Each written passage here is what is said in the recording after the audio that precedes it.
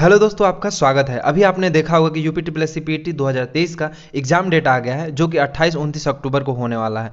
तो आप अपनी तैयारी को और अच्छे से शुरू कर दीजिए ताकि आप अपने एग्जाम में बेहतरीन स्कोर कर सको।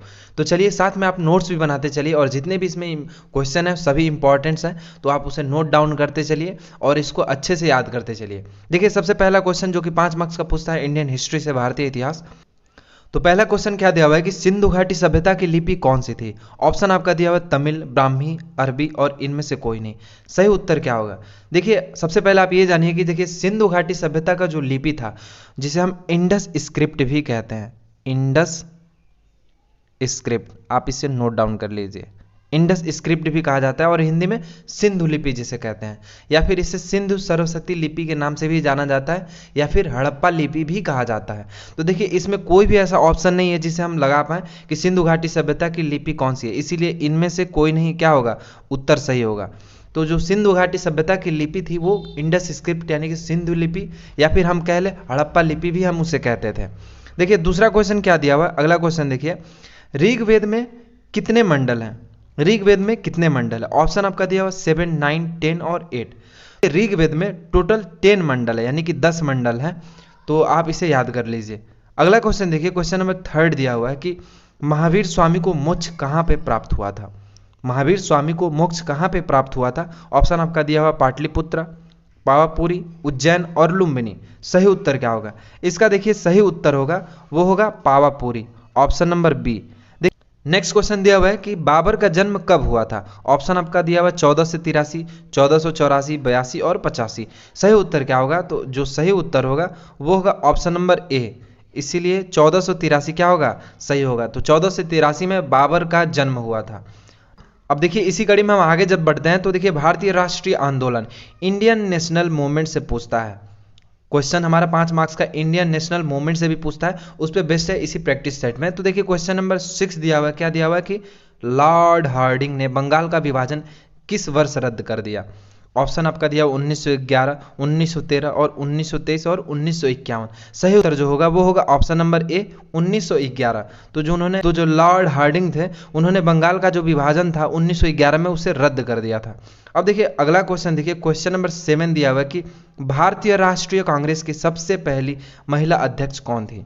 भारतीय राष्ट्रीय, ये बहुत ही इंपॉर्टेंट क्वेश्चन है, आप इसे नोट डाउन कर लीजिए कि भारतीय राष्ट्रीय कांग्रेस की सबसे पहली महिला अध्यक्ष कौन थी। तो ऑप्शन आपका दिया हुआ Vijay Lakshmi Pandit, Bhikaiji Cama, Annie Besant और सरोजनी नायडू। सही उत्तर जो होगा वो होगा option number C, Annie Besant. अगला क्वेश्चन दिया हुआ क्वेश्चन नंबर 8 कि भारत में होम रूल लीग किसने शुरू किया था। भारत में होम रूल लीग किसने शुरू किया था? ऑप्शन आपका दिया हुआ चित्तरंजन दास, एनी बेसेंट, मोतीलाल नेहरू और महात्मा गांधी।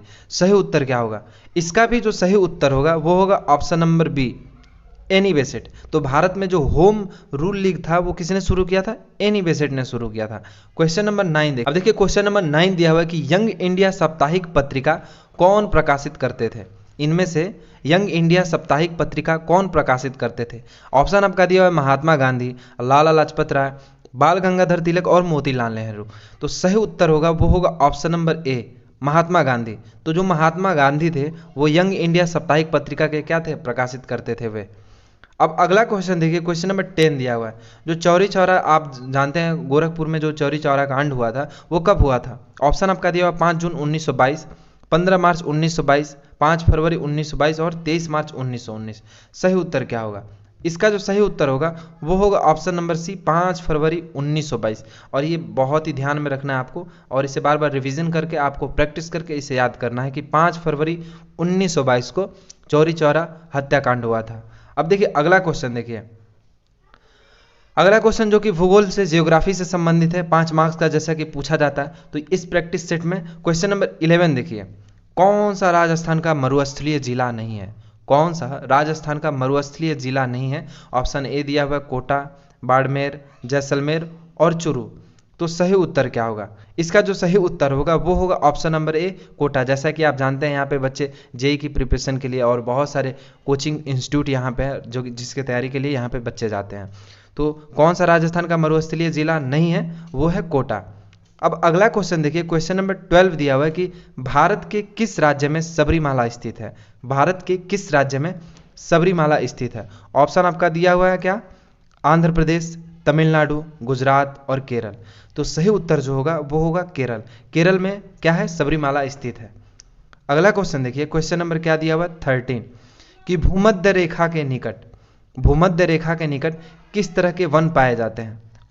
ऑप्शन आपका दिया हुआ पतझड़ी वन, शंकुधारी वन, घास स्थल और उष्णकटिबंधीय वर्षा वन। तो सही उत्तर क्या होगा, इसका जो सही उत्तर होगा वो होगा ऑप्शन नंबर डी, उष्णकटिबंधीय वर्षा वन।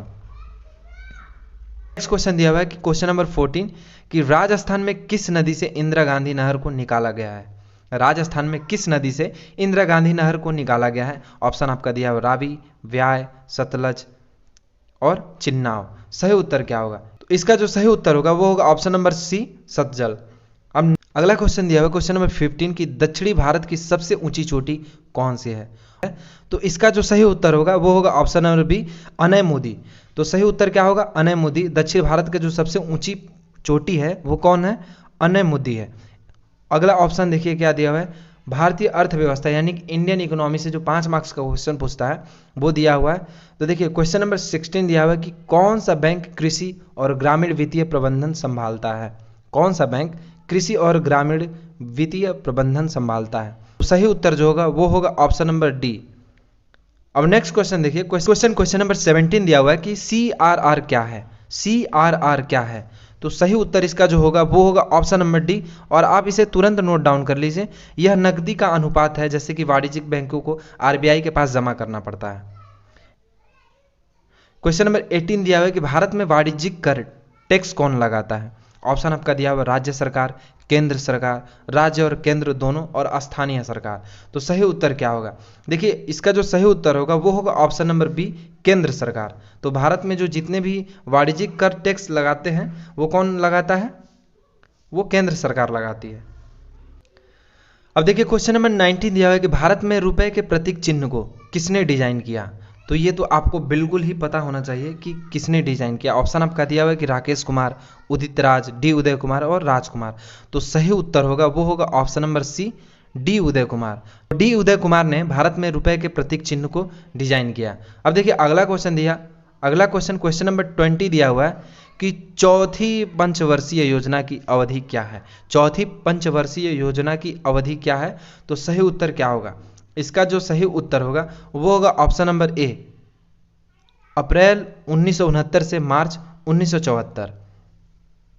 अब देखिए अगला क्वेश्चन जो है किस पे बेस्ड है, तो भारतीय संविधान एवं लोक प्रशासन, जो कि 5 मार्क्स का पूछता है, इस पे बेस्ड है। क्वेश्चन में क्या दिया हुआ है कि भारतीय संविधान के किस भाग को उसकी आत्मा की संज्ञा दी गई है। और बहुत ही इंपॉर्टेंट क्वेश्चन है और इसे आपको बिल्कुल याद होना चाहिए, फ्रीक्वेंटली जैसा कि पूछ देता है ये कि भारतीय संविधान के किस भाग को उसकी आत्मा की संज्ञा दी गई है। तो इसका जो सही उत्तर होगा वो क्या होगा, ऑप्शन आपका दिया हुआ प्रस्तावना, कौशिक अधिकार, नागरिकता और मौलिक कर्तव्य। तो सही उत्तर क्या होगा, तो इसका जो सही उत्तर होगा वो होगा ऑप्शन नंबर ए, प्रस्तावना। प्रस्तावना को क्या दिया गया है, आत्मा की संज्ञा दी गई है। नेक्स्ट क्वेश्चन दिया हुआ है कि किस अनुच्छेद के द्वारा 6 से 14 वर्ष तक के बच्चों के लिए शिक्षा का अधिकार मूल अधिकार माना गया है। क्या दिया हुआ है क्वेश्चन कि किस अनुच्छेद के द्वारा 6 से 14 वर्ष तक के बच्चों के लिए शिक्षा का अधिकार मूल अधिकार माना गया है। और ये बहुत ही इंपॉर्टेंट अनुच्छेद है। ऑप्शन आपका दिया हुआ है अनुच्छेद 20, अनुच्छेद 21, अनुच्छेद 21 ए और अनुच्छेद 22। सही उत्तर जो होगा वो क्या होगा, तो सही उत्तर होगा वो होगा ऑप्शन नंबर सी, अनुच्छेद 21 ए। तो अनुच्छेद 21 ए के द्वारा 6 से 14 वर्ष तक के बच्चों के लिए शिक्षा का जो अधिकार है वो मूल अधिकार माना गया है। अगला क्वेश्चन दिया हुआ है कि राष्ट्रपति पद के चुनाव के लिए कौन सी विधि अपनाई जाती है। राष्ट्रपति पद के चुनाव के लिए कौन सी विधि अपनाई जाती है। ऑप्शन आपका दिया हुआ है अनुपातिक प्रतिनिधित्व, एकल संक्रमणी और ऑप्शन सी दिया हुआ अप्रत्यक्ष मतदान और ऑप्शन डी दिया हुआ ये सभी।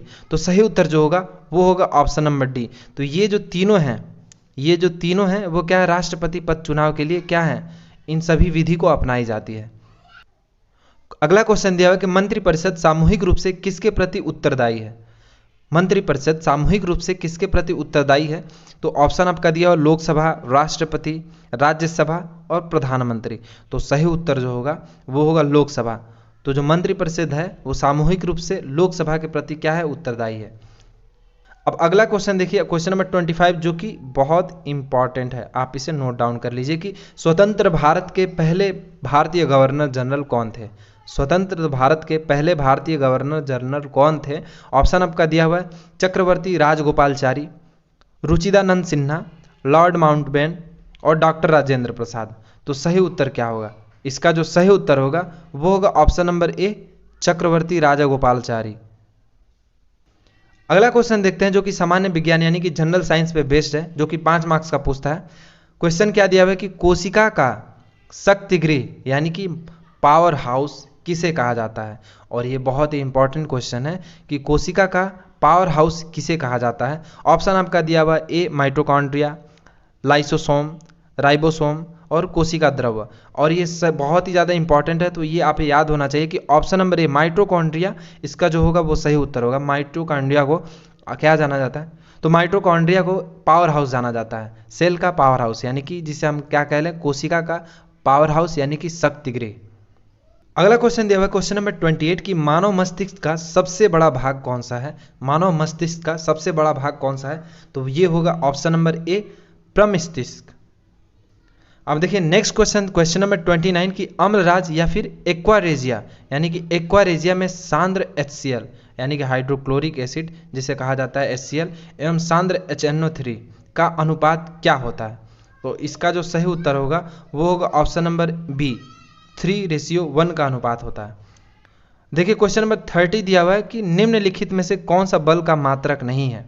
ऑप्शन दिया हुआ आपका किलोमीटर प्रति सेकेंड स्क्वायर और न्यूटन, डाइन और वॉट। तो सही उत्तर क्या होगा?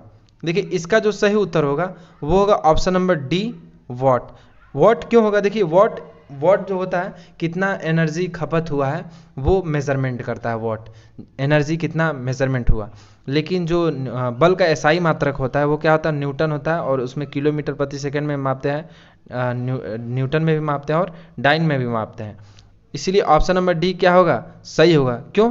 क्योंकि वाट को हम बल का एसआई मात्रक नहीं ले सकते हैं। तो दोस्तों इस वीडियो में बस इतना ही, और भी इंपॉर्टेंट क्वेश्चन हम आपके लिए लाते रहेंगे जो कि हमारे अपकमिंग एग्जामिनेशन के लिए बहुत ही इंपॉर्टेंट होने वाला है, और ये सभी प्रैक्टिस सेट बहुत ही ज़्यादा इंपॉर्टेंट है, तो आप इन्हें डे बाय डे करके देखिए। तो यदि अभी तक आपने वीडियो को लाइक और चैनल को सब्सक्राइब नहीं किया है तो ज़रूर कर लें, और मिलते हैं फिर नेक्स्ट वीडियो में और भी इंपॉर्टेंट क्वेश्चन के साथ। तो तब तक के लिए गुड बाय।